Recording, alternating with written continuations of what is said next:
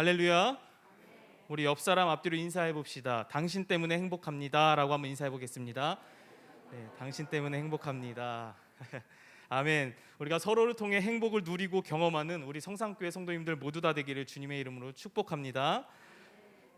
프랑스를 대표하는 소설가 장폴 사르트라는 사람이 있습니다.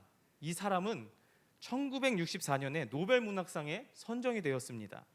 그런데 문학에 대해 등급에 매기기는 온당치 않다고 해서 수많은 문학자들이 받고 싶어하는 그 노벨상 수상을 거부할 정도로 독특한 작가입니다. 그가 한 이야기 중에서 가장 유명한 말이 있습니다. 인생은 birth, 탄생, death, 죽음, 그 사이의 choice, 선택이다. 인생은 탄생과 죽음 사이의 선택이다라고 명언을 이야기했습니다. 인생은 결국 순간순간의 선택에 의해 이루어진다는 것입니다. 그래서 우리는 최고의 선택을 하기 위해 열심히 공부도 하고 세상에 선택받기 위해 자신을 발전시켜야 합니다. 인생은 선택이죠. 우리는 매 순간 선택을 합니다. 몇 시에 일어날 것인가, 무엇을 먹을 것인가, 누구를 만날 것인가, 또 어떤 드라마를 볼 것이며 오늘은 어떤 옷을 입지? 교회 갈까 말까? 어떤 영화를 보지? 우리는 하루에 수많은 선택을 하면서 살아갑니다. 또한 선택은 그 사람이 누구인지를 보여주기도 합니다. 예를 들어 TV에서 뽀로로와 야구 경기 그리고 드라마가 합니다. 어린아이는 당연히 뽀로로를 선택할 것이고 많은 남성분들은 야구를 선택하겠죠. 그리고 많은 여성분들은 드라마를 선택할 것입니다. 각 수준에 따라 그리고 환경에 따라 사람들의 선택이 달라지며 그 선택으로 한 사람이 누구인지를 어느 정도 파악할 수 있습니다. 결국 선택은 그 사람이 누구인지를 보여줍니다. 주일에 피곤한 몸을 이끌고서라도 교회에 출석하는 사람과 그렇지 않은 사람은 그 선택 하나로 그 사람이 어떤 사람인지를 보여줍니다. 평소에 잘 나가던 교회를 시험 기간이라고 해서 나가지 않는 학생과 그럼에도 불구하고 교회에 나오는 학생, 그 선택 하나로 그 사람의 신앙을 보여주기도 하죠. 이처럼 인생은요, 선택입니다. 그리고 그 무수한 선택은 나 자신이 어떠한 사람인지 보여주기도 합니다. 그래서 우리가 언제나 우리가 할 수 있는 최고의 선택, 최선의 선택을 해야 합니다. 오늘 본문 사사기 이스라엘 백성들의 모습을 보십시오. 사사기 이스라엘 백성들의 모습은 어떤 선택을 했습니까? 사사기 4장 1절 말씀 다 같이 한번 읽어보겠습니다. 에웃이 죽으니 이스라엘 자손이 또 여호와의 목전에 악을 행하매. 적어도 이스라엘 백성은 에웃이 살아있는 동안 80년 동안만큼은 하나님을 섬겼습니다. 그러나 보십시오. 에웃이 죽자마자 어떤 선택을 합니까? 또 여호와의 목전에 악을 행했다라는 것입니다. 여기서 말하는 또는요, 다시를 의미하고 여호와의 목전에 악을 행했다는 것은 여호와의 눈 앞에, 그러니까 여호와의 눈 앞에서 우상 숭배를 했다라는 것입니다. 하나님께서 이미 몇 차례 구원의 은혜를 베풀어 주셨건만 그들의 선택은 어떠합니까? 언젠 그랬냐는 듯이 여호와의 목전, 여호와의 눈 앞에서 악을 행했다라는 것입니다. 그래서 하나님이 어떻게 하셨습니까? 사사기 4장 2절에서 3절 말씀입니다. 여호와께서 하솔에서 통치하는 가나안 왕 야빈의 손에 그들을 파셨으니 그의 군대 장관은 하롯의 탁고임에 거주하는 시스라요. 야빈 왕은 철병거 900대가 있어 20년 동안 이스라엘 자손을 심히 학대했으므로 이스라엘 자손이 여호와께 부르짖었더라. 하나님께서는 하솔이 다스리는 가나안 왕 야빈의 손에 이스라엘 백성들을 파셨습니다. 하솔이라는 곳은 갈릴리 북쪽에 위치한 성읍으로 가나안에 속한 여러 성읍들 가운데 가장 으뜸되는 성읍이에요. 이런 하솔을 다스리는 왕 야빈은요, 지휘관을 세워 이스라엘을 지배하게 합니다. 그 지휘관이 바로 오늘 본문에서 나왔던 군대 장관 시스라입니다. 3절에 기록된 대로 철병거 900대를 앞세워 이스라엘을 무려 20년 동안 학대했습니다. 본문 3절 보면 학대했으므로 번역된 히브리어 단어는 라치입니다. 이 단어의 의미는요, 쥐어짜다, 짓누르다 라고 하는 뜻을 갖고 있어요.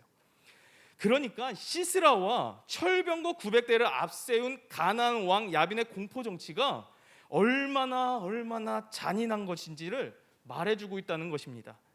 심지어 당시 상황을 오늘 함께 읽진 않았지만요, 사사기 5장 6절에 이렇게 기록하고 있습니다. 제가 읽어드리겠습니다. 아낫의 아들 삼갈의 날에 또는 야알의 날에는 대로가 비었고 길의 행인들은 오솔길로 다녔도다. 이스라엘 백성은 가나안 왕 야빈에게 겁을 먹었기 때문에 대낮에 큰 길로 다니지 못했습니다. 오솔길, 즉 산속의 은밀한 길로만 숨어 다녀야 했어요. 이스라엘 백성들의 잘못된 선택의 결과입니다. 너무나도 초라합니다. 게다가 오늘 사사기의 저자는 하솔의 왕 야빈이 철병거 900대를 가지고 있었다는 기록은 이스라엘이 받은 억압의 정도가 매우 심각한 상태였음을 강조하고 또 강조하고 있다는 것입니다. 고대 사회에서 철병거는 적의 진지나 방어력을 무너뜨릴 뿐 아니라 도망가는 적들을 쫓아가 사륙하는, 즉 당시의 최첨단 공격 무기이며 살인 병기였습니다. 문헌에 따르면 당시 최강을 자랑하는 그 이집트 군대가 보유했던 병거 수가 대략 1200대였다고 합니다. 그런데 가나안의 한 성읍을 다스리는 왕에게 900대의 철병거가 있었다는 것은 그가 실로 엄청난 힘을 가지고 있었다는 것을 증명해주고 보여주고 있다는 것이죠. 그렇게 초라한 모습으로 살던 어느 날, 정확히 말하자면 가나안 왕 야빈의 공포 정치에 억눌린 20년째 되는 어느 날, 이스라엘 백성에게 유일한 소망은 하나님뿐이었습니다. 그래서 이스라엘 백성들은요, 하나님께 부르짖기 시작합니다. 메소보다미아 왕 구살리사다임의 손에 압제당했을 땐 8년 만에 부르짖었고, 모압 왕 에글론 손에 압제당했을 땐 18년 만에 부르짖었습니다. 그런데 이번에 가나안 왕 야빈의 손에 압제를 당하면서 몇 년 만에 부르짖었습니까? 20년 만에 부르짖었던 것입니다. 그들이 부르짖는 데까지는 걸리는 시간이 점점 갈수록 길어졌습니다. 그러나 불행 중 감사한 것은 이스라엘 백성들이 아직 부르짖는 법을 잊지 않았다라는 점입니다. 물론 그들의 부르짖음에는 온전한 회개의 의미는 아니었습니다. 그러나 하나님은 그들의 부르짖음에 즉각 응답하십니다. 오늘 본문 읽은 3절에서 4절 말씀 보십시오. 야빈 왕은 철병거에 900대가 있어 20년 동안 이스라엘 자손을 심히 학대했으므로 이스라엘 자손이 여호와께 부르짖었더라. 그때에 라피도세 안의 여선지자 드보라가 이스라엘의 사사가 되었는데, 그들의 부르짖음에 즉각 하나님께서는 응답하시죠. 그런데요, 누구도 예상하지 못한 자를 세우십니다. 누구입니까? 라피도세 안의 여선지자 드보라를 그들에게 보내준 것입니다. 그리고 하나님께서 드보라와 연합하여 구원의 사역을 이룰 바락과 야엘도 미리 준비시킵니다. 드보라는 우리가 잘 알고 있듯이 사사기에 앞서서 백성들에게 존경받았던 선지자였습니다. 즉 하나님과 맺은 언약을 잊지 않도록 백성들에게 상기시켜줄 뿐 아니라 말씀을 따라 어떻게 살아야 되는지를 가르쳐줬던 선지자였습니다. 드보라는 하나님이 세우신 선지자로서 자신의 부르심 앞에 충실했을 뿐 아니라 자기 소견에 옳은 대로 행동했던 그 이스라엘 백성들이 공의와 정의로 판결하는 드보라가 재판장 역할도 온전히 감당했던 자입니다. 이런 그녀를 가리켜 성경은 이렇게 소개하죠. 라피도세 안에 드보라라고 말합니다. 라피도, 그의 남편으로 횃불이라는 뜻을 가지고 있습니다. 그리고 그의 아내 드보라는요, 꿀벌이라는 이름의 뜻을 가지고 있습니다. 성도 여러분, 꿀벌하면 뭐가 가장 떠오르시나요? 쉬지 않고 일초에 몇 번 날개짓을 하는지 아십니까? 230번이라는 날개짓을 하고 열심히 꿀을 모으는 모습을 떠올릴 수 있습니다. 그녀의 이름 드보라, 꿀벌이라는 것을 생각해 볼 때 성경에서 그녀를 라피도세 아내, 횃불의 아내, 불같은 여인, 즉 상징적으로 표현해주고 있다라는 것입니다. 그리고 그녀 안에 하나님을 향한 거룩한 열정이 가득했는지 주어지는 사명 앞에 얼마만큼 최선을 다했는지 짐작해 볼 수도 있습니다. 이렇게 하나님께 사사로 세움받은 그 드보라가 가장 먼저 한 일이 무엇인지 아십니까? 오늘 함께 읽은 본문 6절에서 7절 말씀입니다. 6절에서 7절 말씀 다 같이 읽겠습니다. 드보라가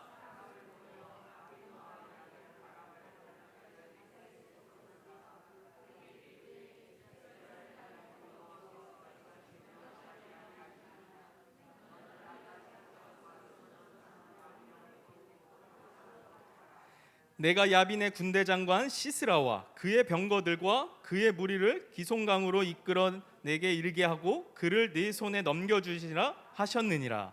아멘. 납달리 게데스에 살던 바락을 부르는 것이었습니다. 바락의 이름의 뜻은요, 천둥입니다. 하나님께서 이스라엘을 구원하시기 위해 드보라를 통해 천둥의 이름의 뜻을 가진 바락을 부르시죠. 그리고 드보라를 통해 하나님은 납달리 자손과 스불론 자손에서 10,000명을 이끌고 다볼산으로 가서 진을 치라고 명하십니다.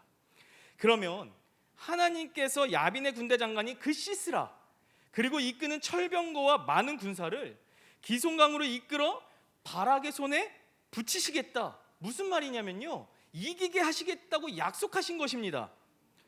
하나님께서 전쟁의 계략을 짜서 다 알려주셨습니다.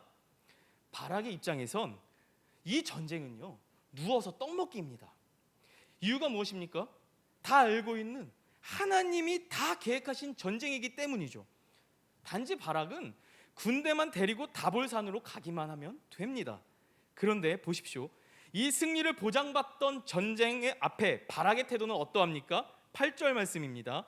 바락이 그에게 이르되 만일 당신이 나와 함께 가면 내가 가려니와 만일 당신이 나와 함께 가지 아니하면 나도 가지 아니하겠노라 하니. 바락은 어떤 태도를 취합니까? 순종하지 않습니다. 도리어 바락은 여사사인 드보라에게 요구를 합니다. 당신이 나와 함께 가면 내가 가겠다라는 것입니다. 무슨 말입니까? 여사사인 드보라를 전쟁터로 끌어들인 것입니다. 이 본문 말씀을 어떻게 보면 하나님께서 드보라와 함께 하신 것을 확신하셨기에 그녀와 함께하고자 하는 모습처럼 보일 수 있습니다. 또 어떤 면에서는 전쟁이 진행되는 동안 드보라를 통해서 하나님의 뜻을 듣고 싶고 요구처럼 보이기도 합니다. 그런데 사실 저의 눈에 비치는 바락의 모습은 겁쟁이입니다. 도리어 믿음이 없는 사람으로 보인다는 거죠. 천둥이라는 뜻은, 뜻을 가진 바락이 횃불의 안에 그 드보라의 도움 없이는 빛을 발하지 못함을 보여주고 있다는 것입니다. 이에 드보라가 어떻게 합니까? 드보라는 바락과 함께 갈 것을 약속합니다. 그러면서 이번 전쟁의 영광이 바락이 아닌 다른 여인에게 있음을 전하고 있죠. 바락이 직접 시스라를 죽이는 영광을 누리지 못한다는 것입니다. 도리어 시스라는 여인의 손에 죽게 된다는 것입니다. 그리고 바락이 드보라와 함께 10,000명의 군사를 이끌고 다볼산으로 올라가죠. 바락이 대군을 이끌고 다볼산으로 올라갔던 소식을 들은 그 시스라, 무서운 군대 장관 시스라는 곧 조치를 취합니다. 그 유명한 900대의 철병거를 포함하여 전 병력을 기손 강가로 이동시킵니다. 시스라는 분명 어려움 없이 이스라엘 백성들을 물리칠 수 있을 거라고 생각했을 것입니다. 철병거 900대를 가지고 있다는 것은요, 마치 탱크 900대를 가지고 있는 것과도 같다라는 것이죠. 그래서일까요? 그 앞에 바락은요, 머뭇거리죠. 이에 드보라가 말합니다. 오늘 본문 14절 말씀입니다. 14절 말씀 다 같이 읽어봅시다. 드보라가 바락에게 이르되 일어나라, 이는 여호와께서 시스라를 내 손에 넘겨주신 날이라. 여호와께서 너의 앞서 나가지 아니하시느냐 하는지라. 이에 바락이 10,000명을 거느리고 다볼산에서 내려가니. 드보라가 바락에게 말합니다. 일어나라, 이는 여호와께서 시스라를 너의 손에 넘겨주신 날이다. 여호와께서 너의 앞서 나가지 아니하느냐. 바락에 외치며 전쟁에 담대히 나갈 것을 명령하고 있죠. 그제서야 바락은 그의 부하들과 함께 다볼산으로 달려 내려갑니다.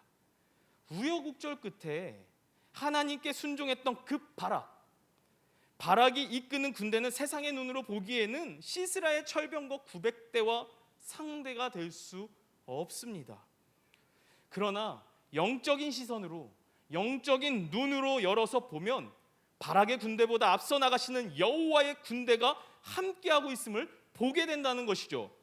시스라의 군대가 아무리 강할지라도 바락을 이끄시는 하나님 앞에서는 상대가 되지 않는다는 것입니다.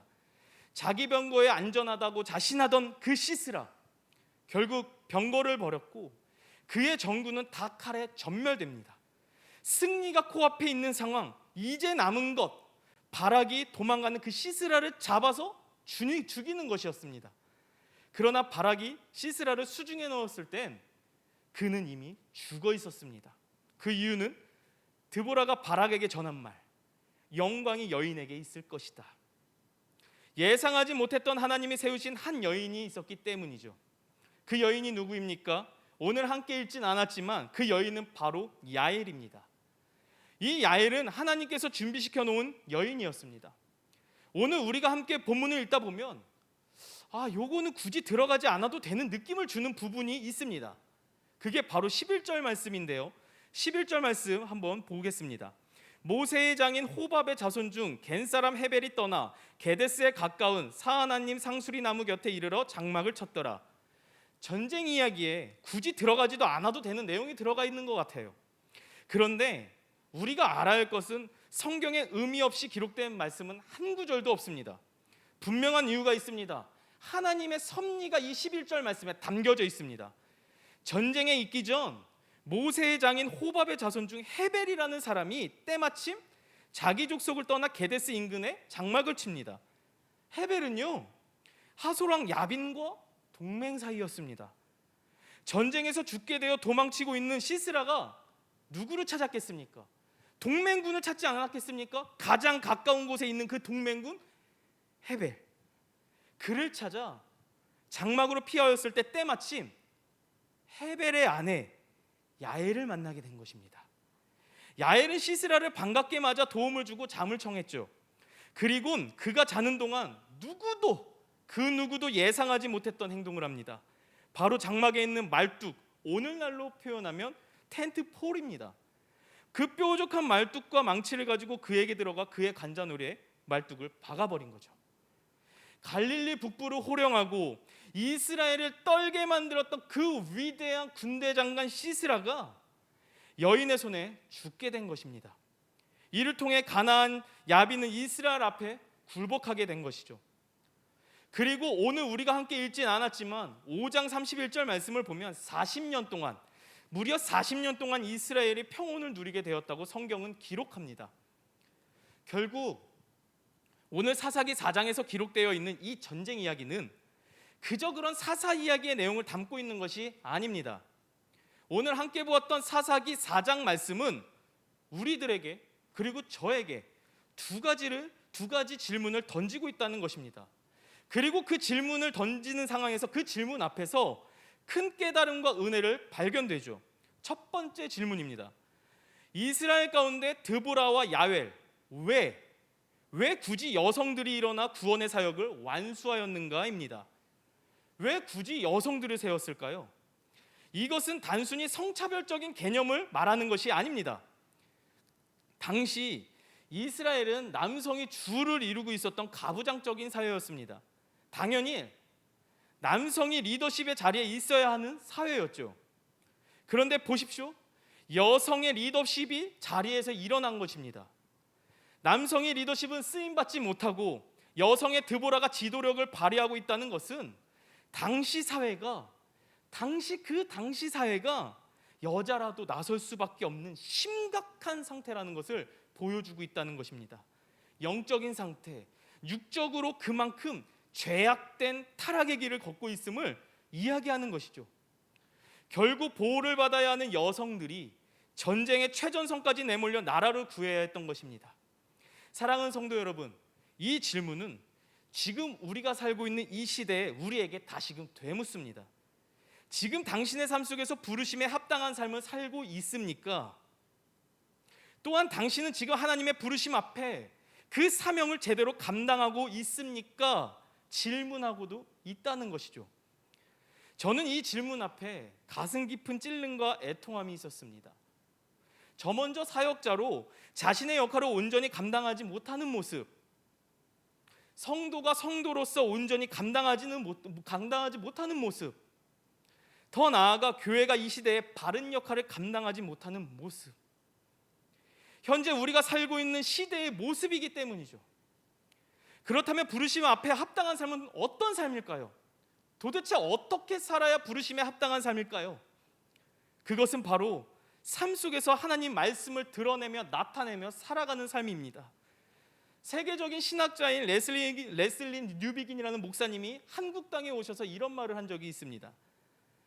한국 사람들은 성경을 읽지 않는다. 저는 그 이야기를 들을 때 굉장히 이해가 되지 않았습니다. 그 이유는 대한민국만큼 성경 프로그램이 잘 되어 있는 나라가 어디 있다고 그런 말씀을 하실까? 근데요, 그 목사님께서 이렇게 이어서 이야기하시는 거예요. 성경은 텍스트로 읽는 것이 아니라 삶으로 읽는다는 것입니다. 무슨 말이냐면 성경을 눈으로 읽는 것이 아니라 삶 속에서 말씀이 이루어지는 삶을 살았을 때 비로소 성경을 읽는다고 말하는 것이라고 그분이 이야기하셨습니다. 부르심에 합당한 삶이란 하나님 말씀이 우리들의 삶의 기준이 되어 그 말씀을 드러내며 살아가는 것이 부르심에 합당한 삶이라는 것을 저는 믿습니다. 무엇보다 내 삶 가운데에 말씀이신 하나님의 영광을 나타내는 것, 그것이 바로 부르심에 합당한 삶이며 온전한 사명을 감당하는 것을 이야기하는 것입니다. 사랑하는 성도 여러분, 이 시대에 모두가 말씀을 저버리고 있습니다.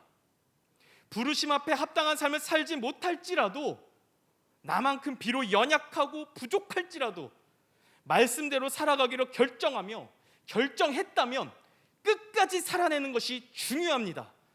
무엇보다 그때 성령님께서 우리 안에 함께 도우시며 하나님 손에 붙들려 시대를 변화시키는 거룩한 그릇으로 쓰임받게 하실 줄 믿습니다.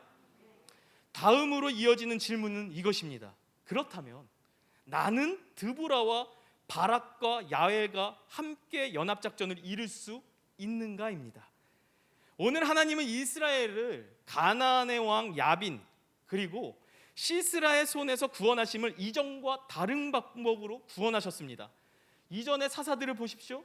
온니엘, 에훗, 삼갈처럼 한 사람의 단독 사역으로 이스라엘을 구원하셨습니다. 그때는요. 그러나 오늘 함께 보았던 사사기 4장은 그렇게 진행하시지 않습니다. 우리가 성경을 통해 이미 알고 있듯 드보라, 바락, 야엘을 통해 일하십니다. 드보라는 사사들 중에 유일한 전사가 아닙니다. 싸우는 자가 아닙니다. 그녀는 하나님의 힘으로 억압하는 자를 무찔러 이스라엘을 구원하는 사사가 아니었습니다. 그는 선지자에 더 가깝습니다. 그렇기 때문에 바락을 부릅니다. 그리고 하나님께서 바락에게 명령을 내려주셨죠. 그러나 바락은 그 명령 앞에 온전히 순종하지 못했죠. 드보라와 함께 전쟁을 나가게 됐습니다. 결국 전쟁에서 승리를 얻었지만 시스라를 죽인 분은 누구일까요? 야엘이었습니다. 하나님은 이 부분을 통해 우리에게 무엇을 말씀하고 계시는 걸까요? 하나님은 백성을 구하고 다스리기 위해 하나님이 택하시는 자들을 연합하는 모습을 볼 수 있다라는 것입니다. 로마서 8장 28절에 이렇게 말합니다. 제가 읽어드리겠습니다. 우리가 알거니와 하나님을 사랑하는 자 곧 그의 뜻대로 부르심을 입은 자들에게는 모든 것이 협력하여 선을 이루느니라. 믿으십니까? 아멘. 누구나 완벽할 수 없습니다. 어떤 이들은 드보라처럼 싸움은 못하지만 하나님의 말씀을 바로 깨닫고 분별력을 가지고 명령하기도 하죠. 어떤 이들은 바락과 같이 싸움에서 탁월함을 가지고 있지만 누군가의 도움과 지시가 없으면 무엇을 해야 할지 어려움을 겪기도 합니다. 또한 어떤 이는 야엘과 같이 담대함이 있지만 주어진 역할이 없다면 다른 사람 앞에 잘 보이지 않는 성향을 가지고 있기도 하죠. 그러나 이들은 하나님의 거룩한 뜻 앞에서 협력, 즉 연합, 함께하면서 더 강한 영향력을 일으켰습니다. 그 이유는 서로의 약점을 드러내는 것이 아니라 서로의 강점을 부각시켜 함께 승리의 길로 이끌어가기 때문입니다. 오늘 우리 가운데 누구든지 드보라가 될 수 있습니다. 누구든지 바락이 될 수 있으며 누구든지 야엘이 될 수 있습니다. 이 시대 하나님을 사랑하는 자로서, 부르심을 입은 자로서 함께 연합하고 함께 그 길을 가며 함께 교회를 세워나가는 것이 중요하다는 것입니다.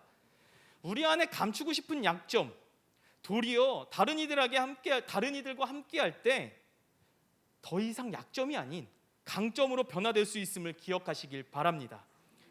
그래서 하나님은 오늘 우리에게 말씀하십니다. 나를 사랑하느냐? 나의 부르심을 입었느냐? 그렇다면 협력하여 선을 이루어라. 무엇으로 끊을 수 없는 그 십자가의 사랑으로 하나 되어 부르심 앞에 나아가면 하나님께서 선한 열매를 맺도록 역사하여 주신다는 것입니다. 비록 나는 약하고 부족하지만 우리를 부르신 그 하나님이 완전하시기 때문에 우리를 통해 선한 열매를 맺게 하신다는 것입니다. 무엇보다 하나님이 이를 위해서 앞서 나가시며 많은 이들을 통해 하나님은 여전히 지금도 구원의 역사를 이루고 계시다는 것입니다. 사랑하는 성도 여러분, 이 시대를 살아가며 잠시 한눈 팔며 세상 시로 앞에 휩쓸려 내가 무엇을 하며 살아가야 하는지를 잊어버리고 살아갑니다. 부르심에 합당한 삶을 잊어버렸다는 것입니다. 그렇게 되지 않기 위해서는 오늘 말씀을 통해 우리가 꼭 기억해야 되는 것은 우리는 날마다 그 살아계신 하나님의 말씀을 꽉 붙들고 삶 속에서 말씀을 묵상하고 읽는 것도 중요하지만 드러내며 나타내며 살아가는 저와 여러분이 되시길 주님의 이름으로 소망합니다. 이를 이루기 위해서는 나는 한없이 연약하고 부족하지만 함께 그 거룩한 부르심 앞에 부름받는 내 옆에 공동체, 지체들과 함께 손을 꽉 붙잡고 선을 이루어야만 합니다. 그때 하나님은 연약하고 부족한 나를 통해 내 옆에 있는 다른 지체들을 통해 풍성한 은혜를 덧입혀 주실 뿐 아니라 구원의 역사를 새롭게 써내려 가실 줄을 믿습니다. 이를 기억하시며 함께 손붙잡고 연합하여 함께 승리의 걸음을 내딛는 우리 모두가 되기를 주님의 이름으로 소망합니다.